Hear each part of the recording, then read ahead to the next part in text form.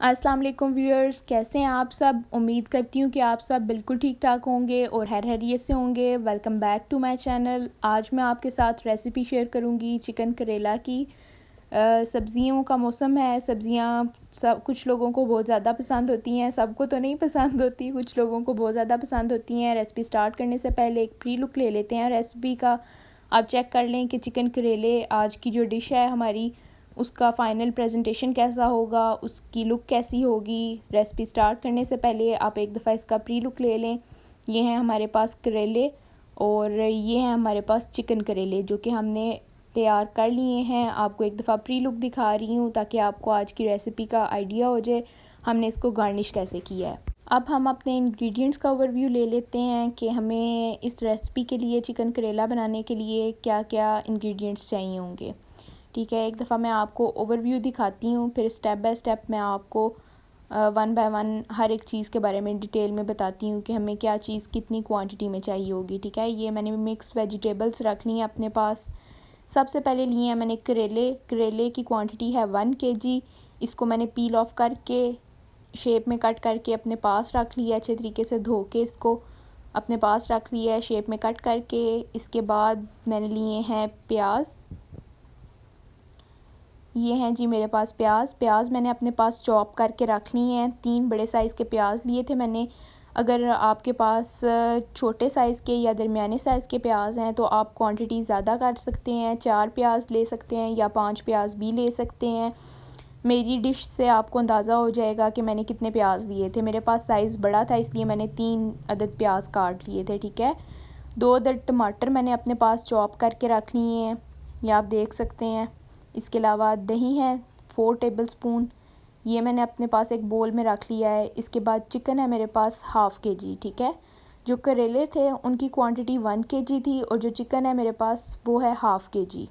ये हैं जी मसाले, इनकी क्वांटिटी स्टेप बाय स्टेप मैं आपको बताती हूँ। 1 टेबलस्पून अदरक लहसुन का पेस्ट लिया है, 1 टीस्पून नमक लिया है, 1 टीस्पून हल्दी लिया है, 1 टीस्पून धनिया पाउडर लिया है और 2 टीस्पून मैंने लिया है कुटी पिसी हुई लाल मिर्च का पाउडर। ठीक है, ये थे हमारे आज के रेसिपी के इंग्रेडिएंट्स। इनका ओवरव्यू आप एक दफ़ा दोबारा ले लें ताकि आपको क्वांटिटी और जो भी चीज़ें हैं वो याद रहें कि कौन कौन सी इसमें इंग्रेडिएंट्स हमने ऐड किए थे। ठीक है, करेले ऑलरेडी मैंने इनको पील ऑफ करके शेप में कट करके रख लिया था। ऊपर से बहुत ज़्यादा छिलका नहीं उतारा मैंने करेलों का, आप देख सकते हैं। आज की रेसिपी हम लोग स्टार्ट करते हैं। सबसे पहले मैंने हंडिया में ले लिया है, कढ़ाई ली है, हाफ़ कप ऑयल लिया है मैंने। उसमें मैं जो प्याज थे कटे हुए वो ऐड कर रही हूँ। तकरीबन आधे प्याज मैंने इसमें ऐड कर देने हैं और आधे मैं रख लूँगी दम पे मैं ऐड करूँगी। ठीक है, करेलों में मैं करेले चिकन जब बनाती हूँ तो उसके एंड पे मैं दम में कुछ थोड़े से प्याज ऐड करती हूँ, तो मैंने एक ही दफ़ा चॉप करके अपने पास रख लिए थे। अभी मैंने आधे ऐड किए हैं, ये आप देख सकते हैं, आधे बाकी बच गए हैं। ये मैं ऐसे ही अपने पास साइड पे रख लूँगी। जब हम दम लगाएंगे हंडिया को तो फिर हम लोग ये प्याज ऐड कर लेंगे। इन प्याज को आपने जो हंडिया में डाले हैं इनको आपने गोल्डन ब्राउन होने देना है।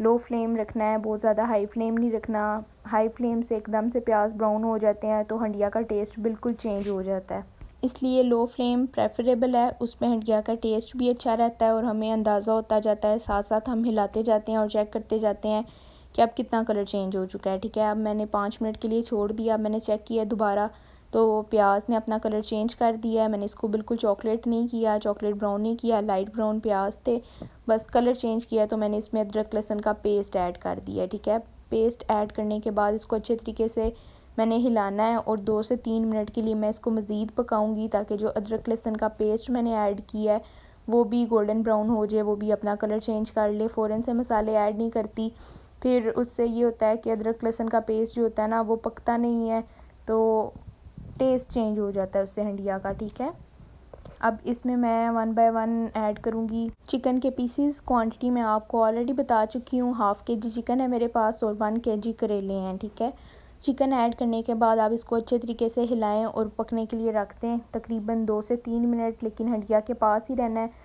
आप इसको छोड़ेंगे तो एकदम से ये जलना स्टार्ट हो जाएगा, क्योंकि इसमें भी पानी हमने ऐड नहीं किया इसलिए हम इसको दम पे नहीं रख सकते, मतलब ढक्कन नहीं लगाना, इसके पास ही रहना है और इसको इक्वली हिलाते रहना है आपने। अभी हम वेट करेंगे चिकन के कलर के चेंज होने का।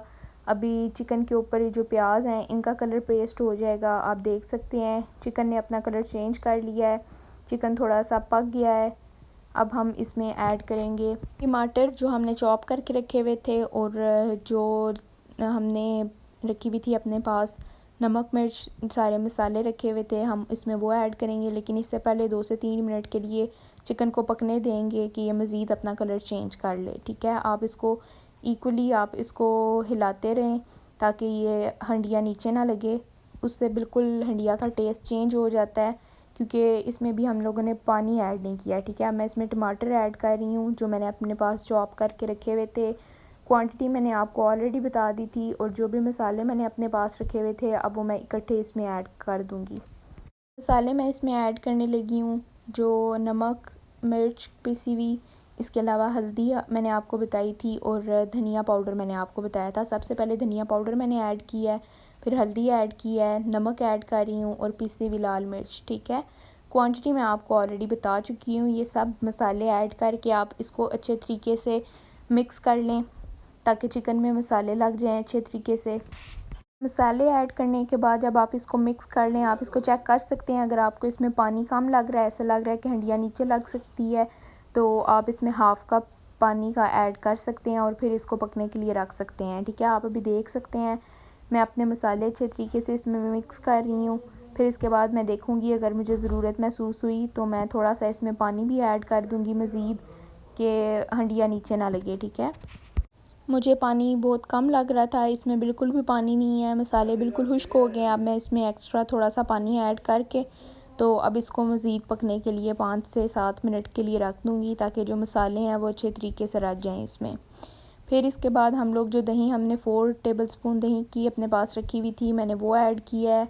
इसमें दही ऐड किया, आप दोबारा से इसको अच्छे तरीके से हंडिया को हिलाएँ, मिक्स करें दही को, और फिर से आप इसको पकने के लिए रख सकते हैं। आप देख सकते हैं मैं इसमें दही ऐड किया। अब दही मिक्स करने के बाद मैं इसको 5 से 7 मिनट के लिए दम पे रखूँगी ताकि हल्की आंच पे हंडिया पक जाए। अभी जब मैंने दोबारा इसको चेक किया 5 से 7 मिनट के बाद, तो आप देख सकते हैं मुझे लग रहा है तकरीबन चिकन पक चुका है। अब इसमें मैं ना सूखी मेथी ऐड करूँगी, वो मैं आपको बताना इंग्रेडिएंट्स में भूल गई थी।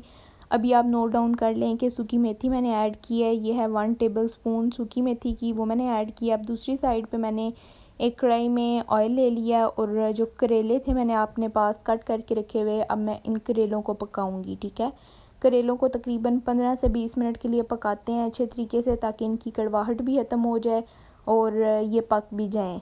लेकिन आपने पास ही रहना है, इसको साथ साथ हिलाते रहना है ताकि ये ज़्यादा ब्राउन नहीं करने, लाइट ब्राउन से जब हो जाए ना करेले तो फिर हम इसको हंडिया में ऐड कर देंगे। अभी आप देख सकते हैं अभी ये पकना स्टार्ट हुए हैं। करेलों को हम पकने देंगे लो फ्लेम पे, और दूसरी साइड पे हंडिया में जो प्याज हमने कट करके अपने पास हाफ़ रख लिए थे वो हंडिया में ऐड नहीं थे किए, वो अभी हम लोग ऐड करेंगे। ठीक है, दम पे प्याज ऐड करेंगे, प्याज थोड़े से खड़े खड़े रखेंगे, बहुत ज़्यादा इनको नरम नहीं करना। आप इसको ऐड करने के बाद अच्छे तरीके से मिक्स करें। ठीक है, मिक्स करने के बाद आप 5 से 7 मिनट के लिए ना दम पे हंडिया को रख सकते हैं। जितनी देर में ये प्याज थोड़े नरम होंगे इतनी देर में हमारे जो करेले हैं ना वो फ्राई होते रहेंगे। आप देख सकते हैं मैंने प्याज ऐड किए हैं।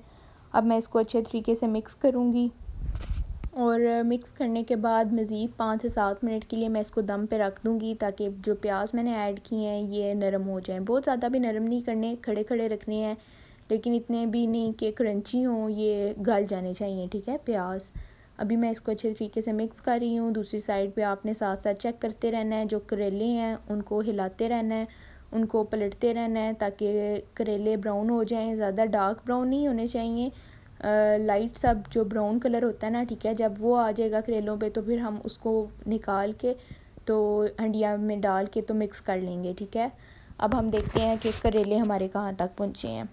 करेले पक रहे हैं, अभी करेले हाफ़ प्रोसेस में है। आप दोबारा जब चेक करेंगे तो अब तकरीबन करेले मुकम्मल पक चुके हैं। अब आप देख सकते हैं इन्होंने अपना कलर बिल्कुल चेंज कर लिया है, पहले इनका ग्रीन कलर था, अभी इनका डार्कर शेड आ चुका है। ठीक है, इसका मतलब है ये करेले पक चुके हैं। अब हम इसको हंडिया में ऐड करते जाएंगे 1 बाय 1। ठीक है, आप देख सकते हैं करेले अब बिल्कुल पक चुके हैं। अब मैं इधर से निकालूंगी और हंडिया में ऐड करती जाऊंगी करेले। अब स्टेप बाय स्टेप आप सारे प्रोसेस देख रहे हैं। अब मैं हंडिया में करेलों को ऐड कर रही हूँ। प्याज मेरे गल चुके हैं। इतने में मैंने आपको बताया था कि प्याज बहुत ज़्यादा भी नहीं गलने चाहिए कि नज़र ना आए, इतने हो के नज़र वो आए हमें, ठीक है। अभी आप देख सकते हैं कि जितने में प्याज पक रहे थे इतने में हमने करेले भी पकने दिए, और करेले ने अपना कलर जब चेंज कर लिया तो फिर मैंने वो हंडिया में ऐड कर लिए। अब सारे करेले हंडिया में ऐड करने के बाद मैं इसको अच्छे तरीके से मिक्स कर लूँगी, और फिर इसको आप चाहें तो 2 से 3 मिनट के लिए मज़ीद दम पे रख सकते हैं। लेकिन अगर आपको लगे कि ये रेडी है तो आप इसमें धनिए की गार्निशिंग करें, और हंडिया को मिक्स करने के बाद आप दम पे रखें पहले, ठीक है, 2 से 3 मिनट के लिए। और जब ये मिक्स हो जाए अच्छे तरीके से, अभी आप देख सकते हैं मेरी हंडिया रेडी है। मैंने 2 से 3 मिनट के लिए दम पे रखा था। अब मैं इसको धनिए से गार्निश करूँगी और मज़ीद 2 मिनट के लिए दम पे रखूँगी। इससे ये होता है कि धनिए की खुशबू हो जाती है पूरी हंडिया में। इसके बाद आप इसको डिश आउट कर सकते हैं, ठीक है। ये आप देख सकते हैं मैंने इसको धनिए से गार्निश कर दिया। अब मैं आपको दिखाती हूँ कि डिश आउट करने के बाद फ़ाइनल प्रेजेंटेशन क्या थी। अब आप देख सकते हैं मैंने चिकन करेला को डिश आउट कर लिया है। ये थी आज की हमारी रेसिपी चिकन करेला। ये डिश आउट करने के बाद इतने टेस्टी और इतने यमी हैं। आप भी ट्राई करेंगे इंशाल्लाह, सेम क्वांटिटी के साथ ट्राई करेंगे। क्वांटिटी भी मैं इसीलिए बताती हूँ ताकि आप लोग भी जब ट्राई करें तो आपकी रेसिपी भी सेम एज़ इट इज़ 100% ये बने, ठीक है। ये थी मेरी आज की रेसिपी, चिकन करेला की रेसिपी। अगर मेरी आज की वीडियो आपको अच्छी लगी तो आप मेरे चैनल को सब्सक्राइब करें, मेरी वीडियो को लाइक करें और बेल आइकन को ऑन कर दें ताकि नेक्स्ट आने वाली वीडियो आप देख सकें। Thanks for watching, take care, अल्लाह हाफिज़।